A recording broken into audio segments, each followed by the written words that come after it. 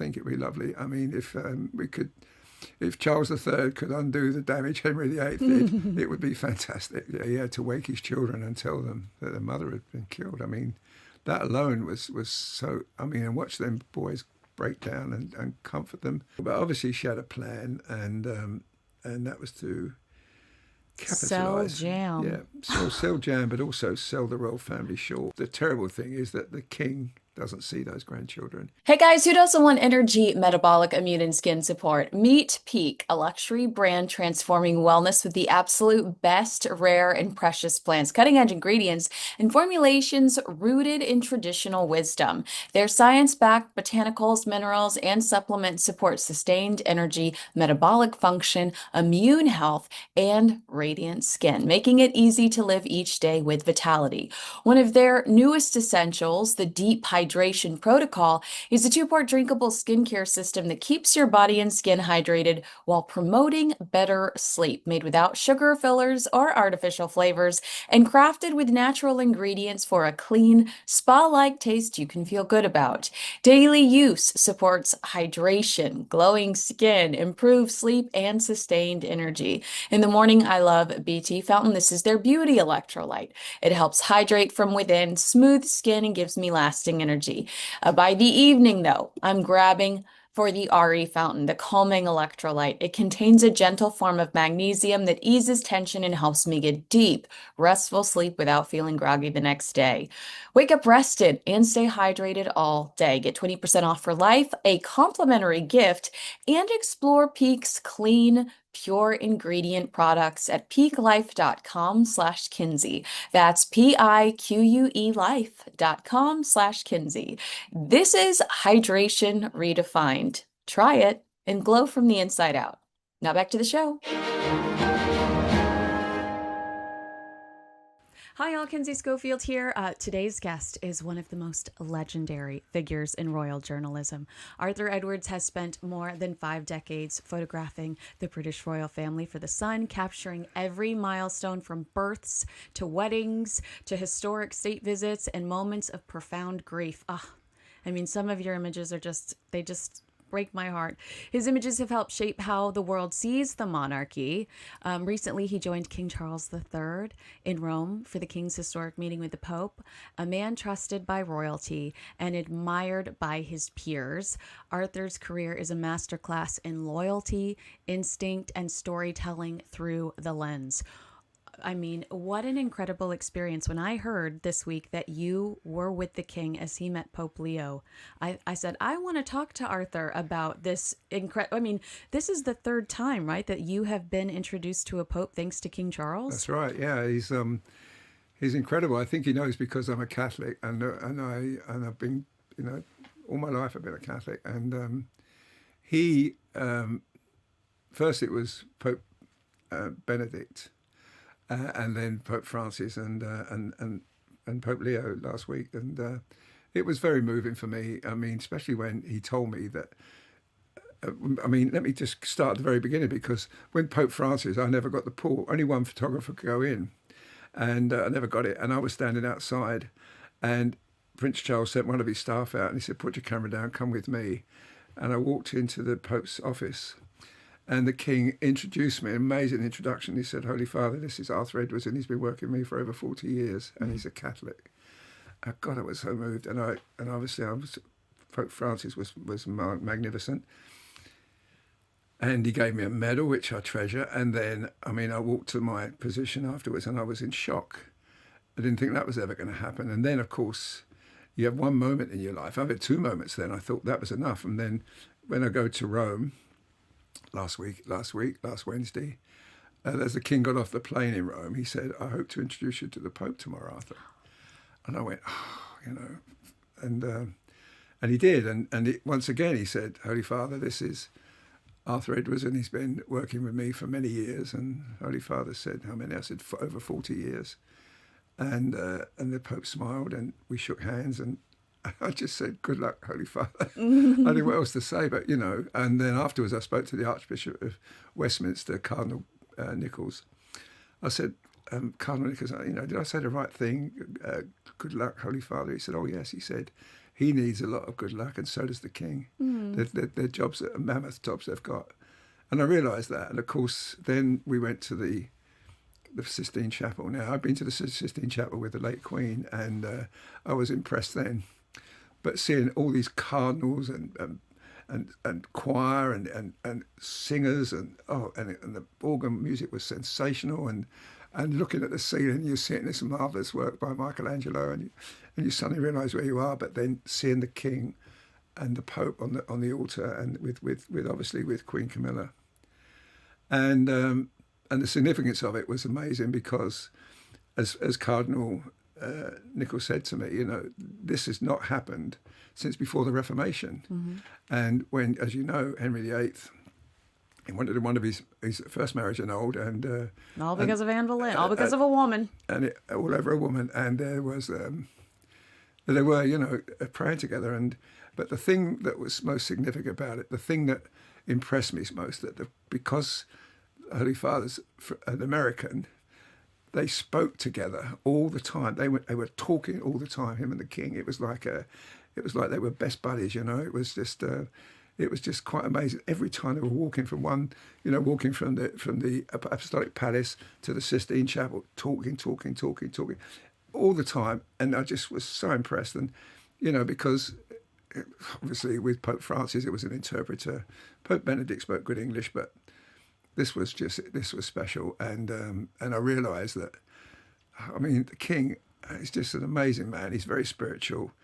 He did say at one stage that he wanted to be the defender of all faiths. And last week he was at a synagogue in Manchester, and he's been to many temples throughout the world. I've been with him breaking the fast at a mosque in Abu Dhabi, and I've been with him. It's been Amritsar with the Golden Temple, where I lost my shoes because we and so many places, and he's just very spiritual. And of course, I don't know if this is going to bring the Catholic Church and the Church of England together. Who knows where this will lead to, but I hope it does in some ways. I think it'd be lovely. If Charles III could undo the damage Henry VIII did, it would be fantastic. Yeah, I know, that's so. It must have felt so special to be in the presence of that and witnessing in real life history being made. The King's curiosity about other faiths I find really endearing. I feel like it's an example of how compassionate and empathetic he truly is.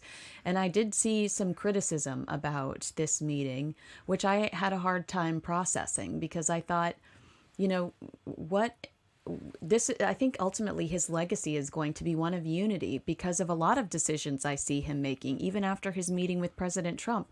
President Trump walked away from that and started to change his tone about Ukraine. And they say that was King Charles's influence. King Charles is, working behind the scenes to try to end a relentless war.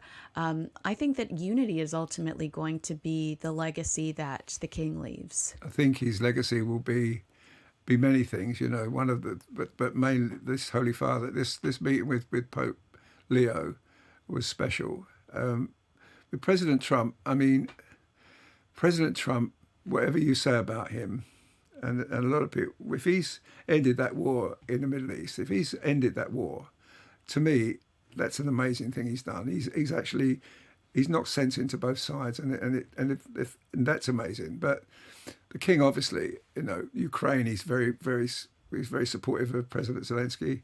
He had him at the Windsor Castle this week as his guest, and it was an amazing event. He reviewed all the troops and everything. He gave him a real welcome, and that's him. But that's our lovely King. He's just a amazing man. And when I think back to when I started, when they asked me to find out who Prince Charles was going to get married to, and I was doing cricket and football, and I was enjoying my life as a general news photographer, and then thought, oh God, where do I start? Chasing this handsome playboy. Yeah, and he was like, I remember nightclubs in Deauville in France, and standing outside nightclubs and all this, and that is thinking hilarious. This was like I didn't want to do it. You were not happy about that assignment. No, but when the editor gives you a job, you give it your best shot. And thank God he gave me that job, because it's given me an amazing life. Yeah. It's given you an amazing friendship too. Well, Would you say that I mean, you're very respectful of him. You always call him sir. You go above and beyond to respect boundaries, I believe. But at the end of the day, would you call him a friend? This is what I say when people say that to me. I say, well, he calls me Arthur, and I call him sir, and I think that's how it should be. And but he is he's just amazes me sometimes. I mean, when he was coming up for his 70th birthday, I said to him, "What are you going to do for your birthday, sir?" And he said, "I think I would love a party, a tea party," he said, "with 70 people, all age 70, or all born the same year as me."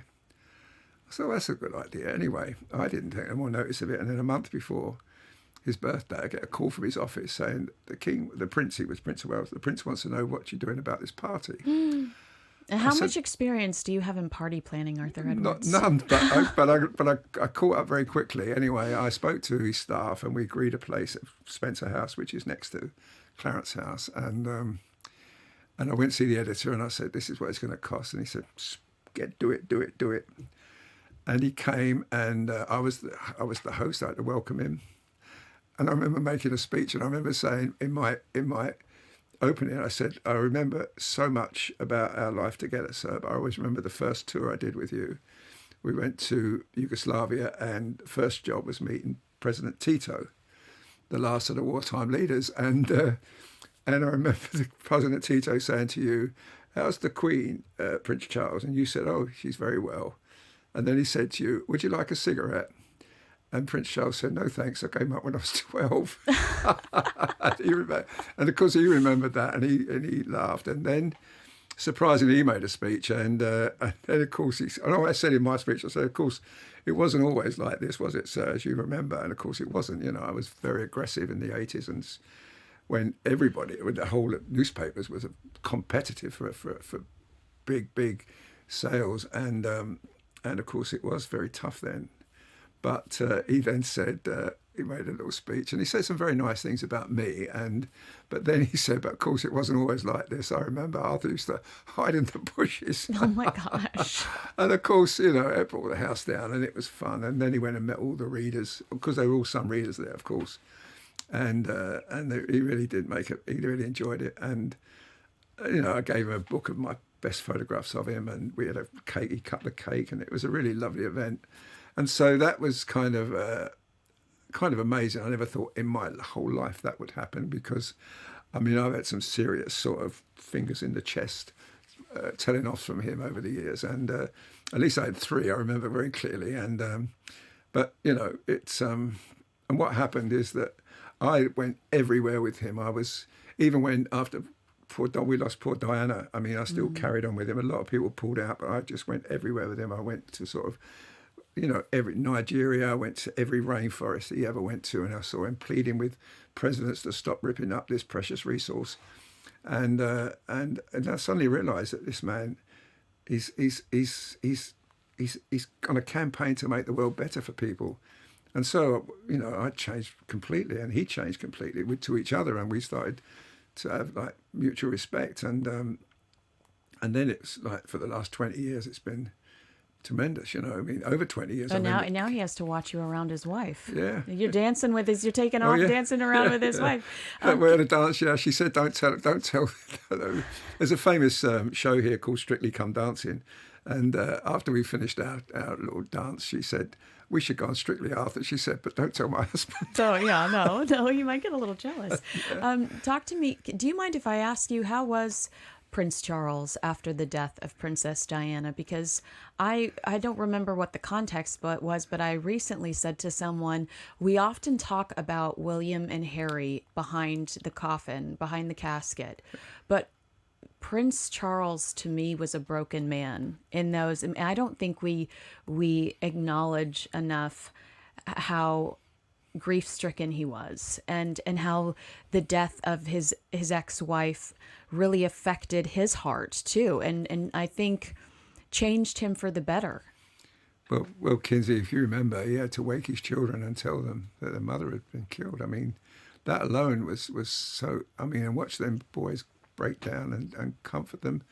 And then the Queen was comforting him because he was breaking down in tears, and then he came to pick the body up, and I was in Paris when the body came out, and even I started to cry then, you know, it's suddenly because the coffin came out draped in the Royal Standard, and oh God, you know, I started crying, and then the King came, Prince Charles came, followed after that. But then the two sisters, God, the sisters were broken. They were just broken. I couldn't even photograph them. They were so distressed.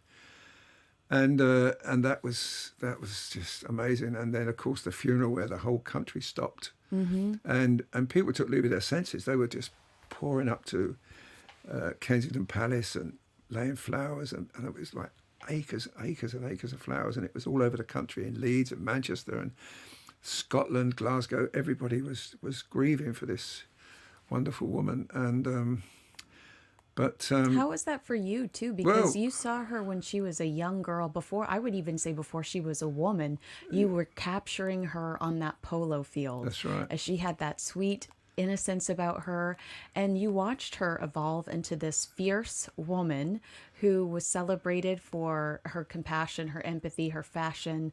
I mean, she looked like a supermodel when she walked in the room. Were you crushed as well? Did you feel an attachment to her and a loss? Well, we the newspaper chartered a plane that middle of the night to get to Paris, and I remember as we landed in Paris, my phone went, it was the office saying Diana's dead, and I remember telling the rest of the people in the plane, I said Diana's dead. And then I just went into just work mode, and I just went to the hospital and managed to get in to do the coffin picture.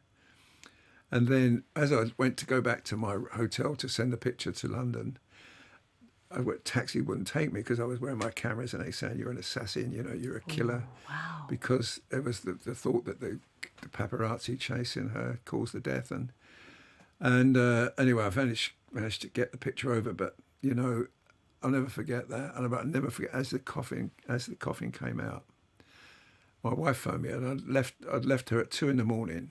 to get to Paris. And she said, "You okay?" And I said, "And the coffin's coming out now." And I promise you, I cried my eyes out. I just was crying like a baby because I suddenly realised there she was in this box, you know, this, and it was dreadful. And that whole week was just awful, you know. As I say, I was trying to organise the funeral for the paper and make sure we covered it properly, and oh God, it was awful. And then it was, you know, was William going to walk behind the coffin? There was, we don't know if he is. Right up until the Thursday before the funeral, we were told this. We don't know. And apparently, the Duke of Edinburgh, the Queen's husband, said to William, "If you walk, I'll walk with you." And William did. But of course, it was Harry. You know, Harry. I remember as the coffin came round to Westminster Abbey. I was outside Westminster Abbey. And it was quiet. Everybody was quiet. All you could hear was the clip-clop of the horses and people sobbing, not crying, sobbing. People around me were sobbing. The photographer next to me I'd worked all my life with, sobbing, and the crowd sobbing. And then I heard this woman shout out, "God bless you, Harry." Oh, my God, it was so moving and so sad. And but, you know, after that, I just, what do I do? You know, a lot of people thought, you know, Diana was the superstar, as you say. You know, she was, as you say, she was a cross between a supermodel and a nun. You know, she was like compassionate as hell. You know, I went everywhere with her. She used to, hold hands of lepers with missing fingers. Or I remember going to an HIV ward here in the hospital when everybody didn't know what this disease was, and she just hugged them, and she just made such a difference. And I went to the landmines crusade with her, and right to the very end, I was even photographing her, and of course, afterwards, a massive void, massive hole in the royal family. You know, this superstar, and but I stuck with the king, and the paper let me do that. I must say, the Sun was tremendous. They just said, "If you want to do it, do it." Mm-hmm. And often I'd go on trips, and there'd just be maybe one or two of us on the trips, but. He then asked me to, you know, do things for him, and you know, private pictures for him and stuff, and I really started to sort of, not only did I want to show the good work he was doing, but so did the paper. The paper suddenly realised this man was special, and especially working on, saving the planet. And he was passionate. I remember in Rio de Janeiro once, pleading with the president of Brazil to please don't cut up, stop what you're doing. And then I doubt he is happy about what they did for the climate summit. Didn't they just like tear down a bunch of land so that everybody can arrive on their private jets for COP? Yeah. Oh my goodness! He and I remember going to Malta with him, where he was about the plastic in the ocean. I remember he made a great speech. He said, plastic's now on the menu because the fish are ingesting the plastic and you're eating it. And I've never forgotten that phrase. And and he was just non-stop in it. And he was tirelessly doing it. And even though people were still ripping up rainforests and still dumping their plastic in the sea, he wouldn't give up. He never gave up. And so he changed me. I put sort of solar panels on my roof of my house. I drive an electric car, and it was changing me as well, changing my life and my family's life. And because I realised what he was saying was the truth and was essential. And then of course Camilla came along, and that was just wonderful because I kind of knew Camilla from a long back, because she used to be in his they used to have an equestrian team together, and Camilla was in his team, and she was then married to her husband, Andrew Parker Bowles then, and I never I knew that they were an item at one stage, but of course as Diana's marriage broke up, of course there was always the talk of Camilla, and I never actually wanted to believe it, because I'm a great believer in the saint to do a marriage. I believe marriage is for life, and I never thought, because I used to always call each other darling, him and Diana, King and Diana, and then of course Camilla came along, and I was told it was always Camilla, and but I remember Camilla was being absolutely terrorised by paparazzi one day outside Westminster Abbey, and she was like really scared, and the pictures were awful. And I remember writing to her and saying, look, I know you feel bad about it, but whatever you do, however bad it seems, keep smiling, because they don't want to see you smile. They want to see you like that. Oh, wow. That's anyway, so kind that you did that. I did that. Yeah, I did that so then. Gracious of you. And then one day I was in the West End of London. I saw her arrive in her car, I think she was going to her hairdresser's. And I said, excuse me, Mrs. Parker Bowles. I said, could I take a picture of you, please? And she said, oh, yes, of course, Arthur. So I took this picture, and while I was taking the picture, a traffic warden was writing a ticket out for a car. and I remember I think the headline was something, Mrs. Parkin Bowles or something. Oh, that's cute. Poor Parkin. But anyway, but that was nice. And so when they got engaged, I went and did the engagement pictures at Windsor Castle, and I remember saying, did he go down on one knee? Of course, she said he did. Yes, yeah. I've seen that. I've seen that clip before. Yeah. Anyway, she was just lovely, and then of course, she's turned out to be a superstar in my books. She's just got this. She never lost a common touch. She's just been amazingly, just wonderful support to the king. And I remember we were in New Delhi. We were opening the Commonwealth Games, and they tried to put her in a different spot. They said she was really sitting next to the king. They said, no, ma'am, you're going to sit over there. She said, no, I'm going to sit with my husband. And she just got up, and who was ever in the seat where I was, she kicked him out and sat down next to her husband. I'm going to be with my husband. Yeah. And she's been totally supportive of him. And I once I think it was the first interview with her, and I said, I was only allowed to ask one question. And the question was, what makes you happy? And she said, well, the king, she said, but my grandchildren, she said, I love them grandchildren, and she was, and then of course that one question led to a 20-minute interview, She just went on and on and on about things that made her happy. And but when she said, the prince, of course, she said, but my grandchildren, I thought, well, and she's just ever so nice, and I just think she's so special. And when I see them together, and she's totally supporting him, but they've got this great sense of humour. When they start, they just laugh. They just can't stop laughing. And I remember doing the coronation, and I wanted to be at Buckingham Palace, and I wanted to get something different. And just as they were, because I wanted wearing their crowns, and just as they were about just going in, they looked at each other and smiled, and I think she said, "Well done," and that was the picture, and I thought, my God, she's still, even now she's saying, "Well done," because it was an ordeal for him. It was a long coronation for him.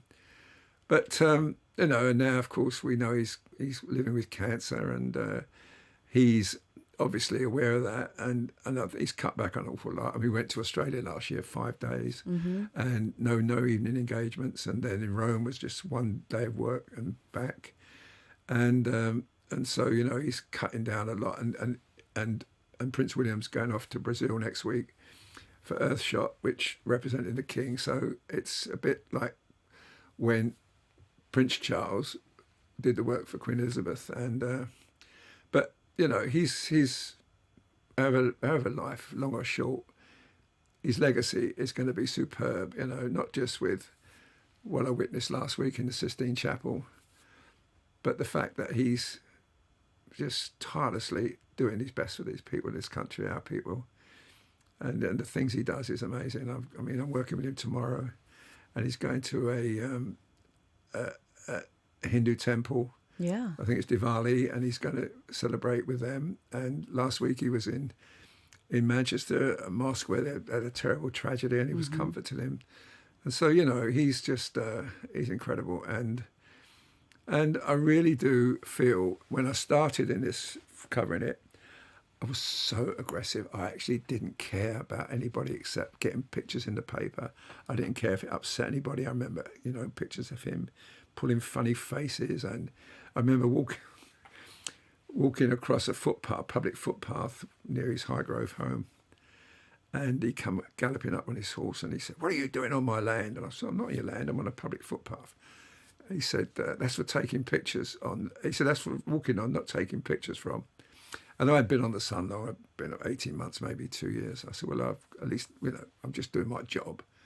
And he said, "Some job." And I just said, innocently, "At least I've got a job," which he took as an insult, right? So, which quite rightly, because I meant I've just got a job, I'm working, and anyway, he hit the horse, he galloped back to his palace, back to the house.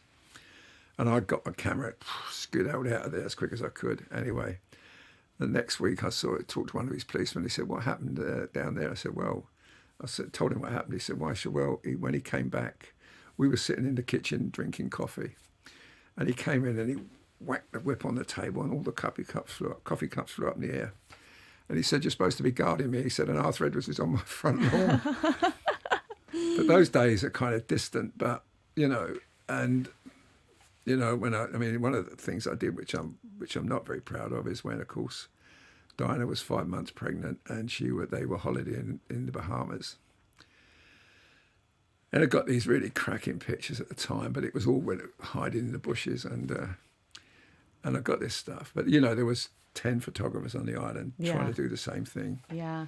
And we got them first. And I came back here, and there was uproar. There was House of Commons in the House. They were being asking questions, why are we doing this? And then there was other newspaper editors on the radio saying, "This is outrageous, disgusting." And I went into the office thinking, I was pretty low then, thinking, "Oh, maybe what have I done here?" And the editor sort of said, "They were great pictures, Arthur." He said, "I'm going to run them again tomorrow's paper as well," which he did. And but that was the only one I regret over the years. But of course, it was aggressive. Everybody was doing the same. The circulations were huge of the newspapers. They were just. You had a change of heart, and that evolution is important. Well, you listened to your moral compass. Yeah, and it was, and I was so glad I did but it was only because I realised that he was just making a difference. He was trying to make a difference. He wants to leave the world better than he found it. That's right, yeah. Can I ask you a question? When you listen to some of Harry's, when you listen to Spare or read Spare, when you listen to Harry and Meghan talk to Oprah Winfrey or on their Netflix series, you speak so highly of his father, and you talk about this compassionate individual that really listens and engages with people. And Prince Harry tries to paint him as cold and, you know, rejecting him and his wife. Do you recognize the person that Harry tries to paint his father as? I mean, even, you know, and I wish that you could say, well, that's old Harry. Like, but Harry has recently said in interviews that he was trying to hold his family accountable, almost doubling down on Spare and doubling down on that Netflix series. I think it was with The Independent, and I apologize for not being able to source that off the top of my head. But he recently said, oh, I'm holding my family accountable.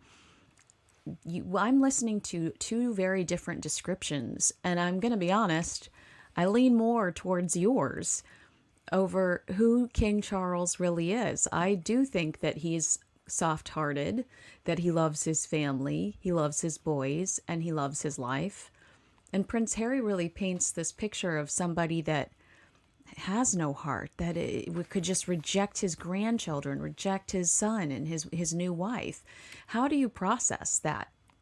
Well, I have to say, I enjoyed working with Harry. I had many years working with Harry. I thought he was different. He was very bold, very impetuous, and you know, I used to enjoy working with him. And of course, meeting Meghan that first year, Meghan was amazing too. She just lit up the country. You know, everywhere we went, over here or overseas, she was just sensational. But obviously, she had a plan, and that was to Sell capitalise. Jam. Yeah, sell Jam, but also sell the royal family short. And I'll never forget that Oprah Winfrey interview. I was so horrified that some of the things they said, and then Harry in that book. You know, that book was unbelievable. And you know what really surprised me in that book about his education at Eton? You know, he was probably the worst pupil they ever had. He never worked at his studies. He was taking drugs and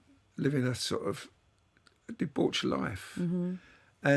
And Eton is probably one of the finest educations you could get, and it costs an awful lot of money. But the king must have been disappointed, especially as his elder son was working to go to university and went to university and got a decent degree, where Harry was just wasting his time and not doing a bother. But you see, because Harry's grandmother was the Queen and his father was the Prince of Wales, he got into a very elite regiment here, the Blues and Royals. He went to train on helicopters when had no qualifications whatsoever. He went to Sandhurst, the academy, the military academy, which you'd have to really be pretty well educated to do that.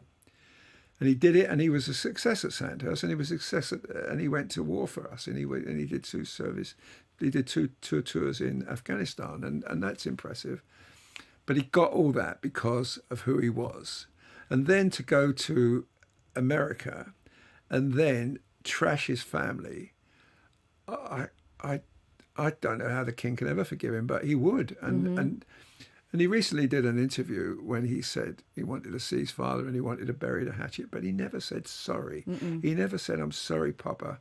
I'm sorry that I said those things about Camilla. I'm sorry I said those things about William." He never once said sorry, and That would make such a difference. well, you know what? I believe in forgiveness. You know, I do believe we have to forgive people, and I'm sure the king does too. I mean, but he's got to go more than halfway, I think, Harry. And you know, my view is I'd love to see Harry back working for the royal family. He was sensational.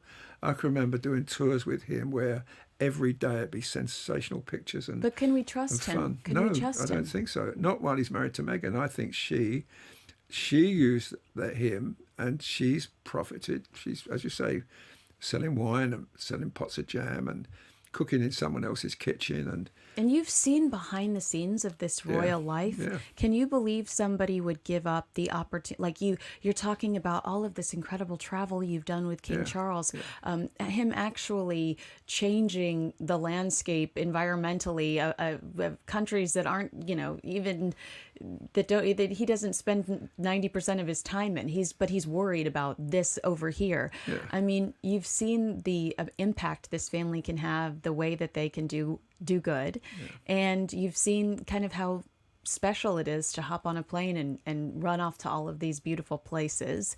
Can you believe she gave that all up to sell candles? She's selling candles now. That was the big announcement today, to sell jam and loose fruit spread.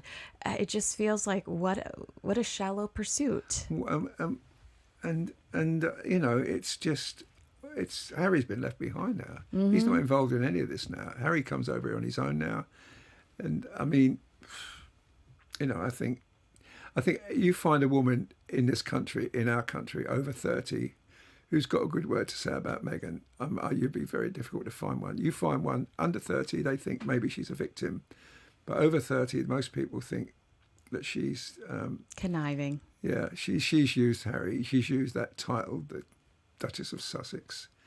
Oh, that's another question I wanted to ask you. How do you juggle these people that talk so negatively about the institution but still want to be associated with them by title? And the moment late Queen Elizabeth died, their Archie became a prince, and Lily became a princess, and they have no idea. They've got no concept of the royal family. They should be at Balmoral in the summer holidays playing with William's children.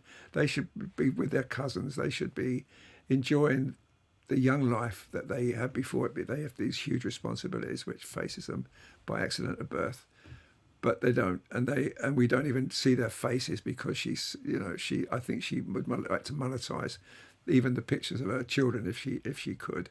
So I'm no fan of Meghan, but Harry, I think, betrayed his father and Camilla and William, and of course, I don't know if it ever could heal the rift between William, and I imagine that's over the wives. I don't know, but imagine that would be one of the causes. But I do remember those wonderful days with Harry. I can't tell you. I remember in Jamaica running with Usain Bolt and then hugging the Jamaican Prime Minister and playing on Copacabana Beach with the street kids rugby, and I mean, he was sensational. I can't tell you, he was great. Even the last job I did with him was a school in a little town called Luton, and the girls were hugging him and everything. It was just so lovely.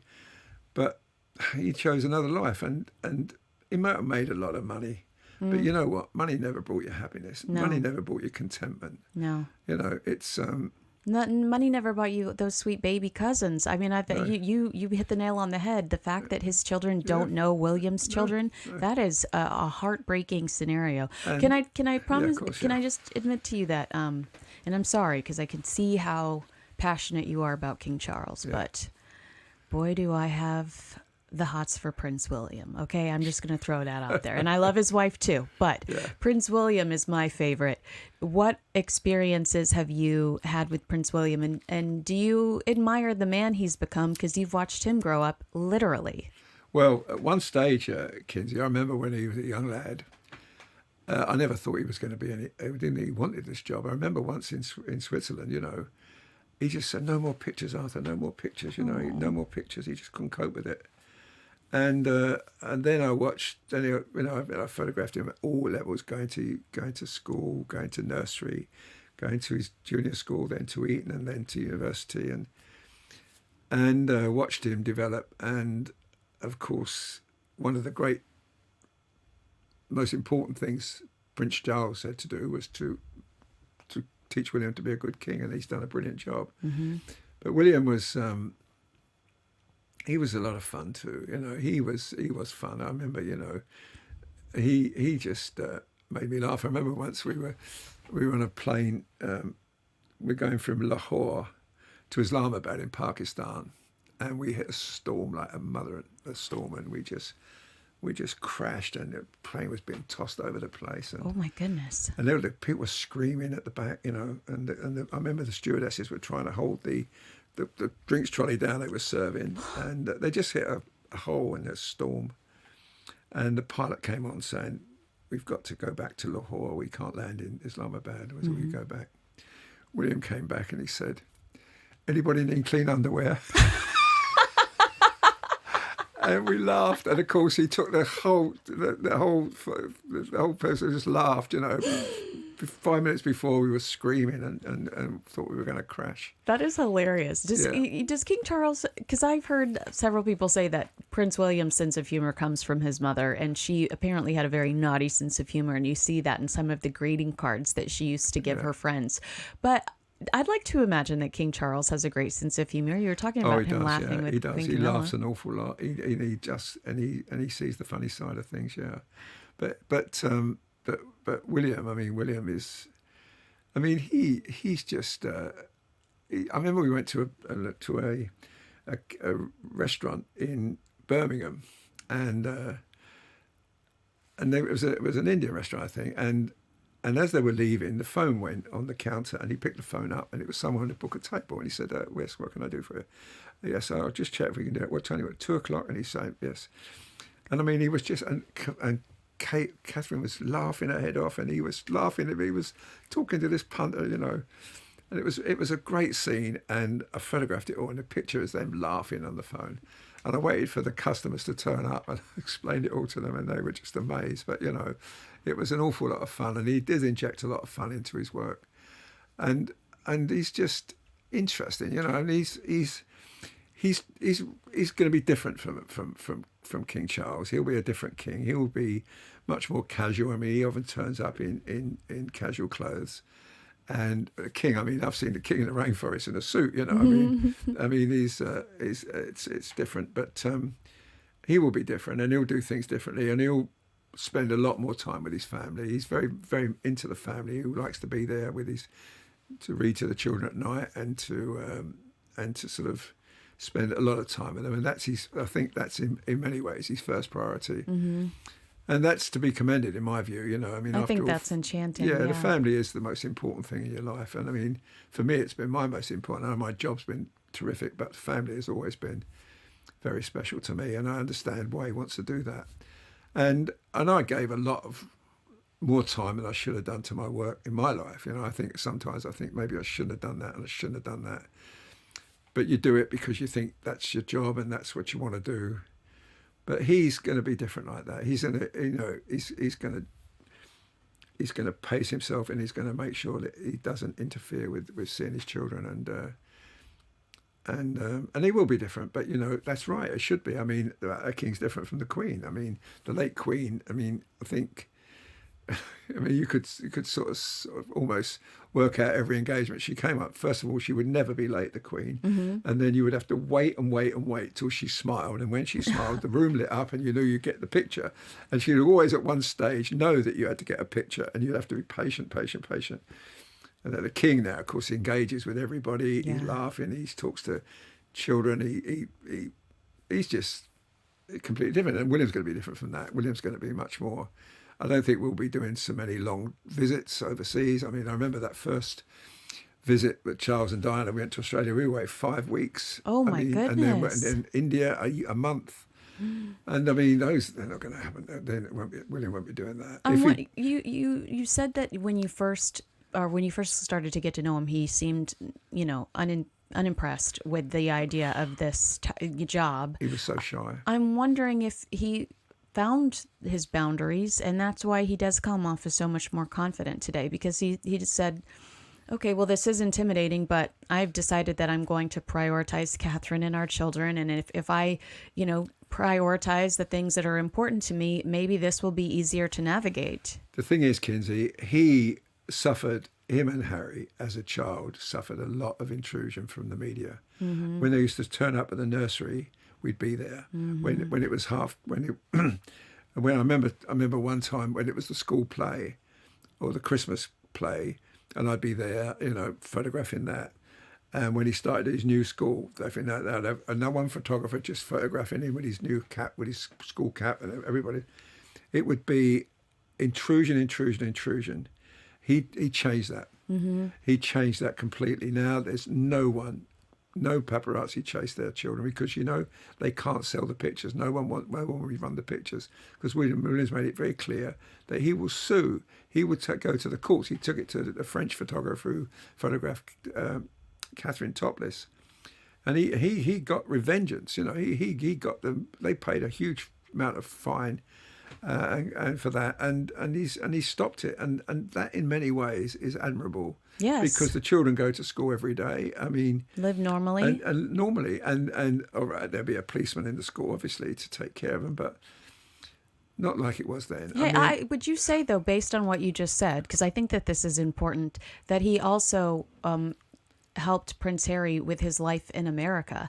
Because how often do you see images of Harry and Meghan's children taken by paparazzi? I've never seen it in my entire life. No. So do you think that forceful hand that I mean, you know, I'm sure Harry has done a little bit of this too, but Prince William started his family long before Prince Harry did. Yeah. I feel like Harry has William to thank for the fact that his family's protected in the United States. Yeah, possibly. And but you know what the terrible thing is, that the king doesn't see those grandchildren. Mm-hmm. He's got a grandson and a granddaughter over there with American accents, by sure, and they've both got wonderful characters and interesting, and the king won't see them, and he probably might never see them. You know, that is a possibility, because Meghan's in control there, in my view. You know, Yes. What Meghan wants, Meghan gets. And I would say that's true. And so unless Harry just has the courage one day to say, "Come on, kids, we're going to see Granddad," I think it's so sad. I think, you know, that's, you know, when I saw pictures recently. Well, I took them myself of the king with Louis on his lap, you know, calming him down, Prince Louis. Mm-hmm. And, you know, I thought, well, it's really lovely that, you know, Louis is going to look back on that 20, 30 years' time. And it's been a great archive picture, you know, and there's nothing like that And I'm glad you grabbed that. all we see now is, you know, pictures of the back of their heads or their toes, she's clever doing it, but that's not what people want. No. They want to see these children, and more importantly, the king would love to see them. And so would, you know, George and Charlotte, and I mean, they would love to be up there playing with their cousins, as you know, William's children did, playing with Princess Anne's children. And so that's in my view. You know, I think Harry's lost, but I wish when he come back he'd said, "I'm sorry, Papa. I'm really, really sorry what I've done." You know, the king saw him for 50 minutes, and the test is, if that conversation ever gets repeated, it's all over, I'm sure. Right. I agree. Yeah. I agree. All right, Yeah. Arthur Edwards, I've taken up so much of your time today, but you had my favorite story, Prince William underwear. I'll never forget that. Thank you so much for spending time with me today. What an enchanting life you've lived. Well, you know what? It's been a wonderful life. Yeah, I can't believe it. And when the editor said to me, "I want you to find out who Prince Charles is getting married to," I thought, "Oh God, no. Where do I start?" But look where it's taken me. I know. Amazing. In this room with me. That's I'm just right, kidding. yeah. Just kidding. All right. Well, agree with us, disagree with us. Let us know in the comments below about some of our Meghan Markle opinions.